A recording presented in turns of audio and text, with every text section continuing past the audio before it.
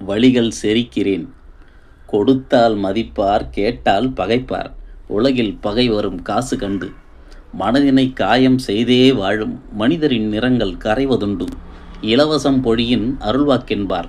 எடுபொருள் என்றால் நீ மனிதனா என்பார். தருமமாய் சேவைக்கு ஞானி என்று அழைப்பார். தம்பிடி கேட்கையில் காரி உமிழ்வார். இருக்கிற நியாயம் இருவர் பக்கமும் களியின் தீர்ப்பென காலமே கூறிடும். இருக்கும் நிகழ்நேரம் இகழ்ச்சி செய்தோரை வருத்தம் மட்டுமே எடுக்கும் ஸ்வீகாரம். பொருள் வழி மனிதர் ஜீவிதம் மதித்தால் அருள் வழி நிறையவே ஈட்டும் உண்மையே. ஒரு பக்கம் மட்டும் நட்பின் தேவைகள் உலகம் சிரிக்கும் சுயத்தின் லாபமே. செல்வ மொழி கொண்டு மனிதர் பழகுவோர் நட்பு உறவின்றி தீவென்றாவர். உள்ள சத்தியம் உள்ளில் உணர்பவர் உரைக்கும் வார்த்தையில் தீ என்றாவர்.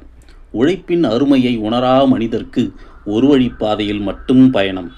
தொடர்ந்து நட்டம் அடையும் திறமைக்கு செய்யும் நன்மைக்கும் பரிசு அவமானம்.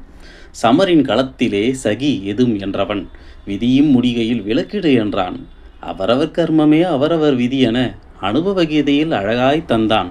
நெடுவழி பயணம் போகிற நேரம் குருவழி தொட்டோர் குறைவோ குறைவு. உருண்டு உருண்டிந்த உலகம் தேய்ந்தது கூடச் சிலரின் நட்பு நெஞ்சமும். காசு முன்வைத்து நண்பர் இகழ்வது தகப்பன் விரல் தேய்க்கும் சகுனி ஆட்டமே. காலம் ஒன்றங்கு நாளை வருகையில் கற்றை கையிருந்தும் பெருகும் வாட்டமே. கொள்ளை காசுகள் வாராது போனாலும் நிம்மதி மட்டுமே எந்தன் இலக்கு.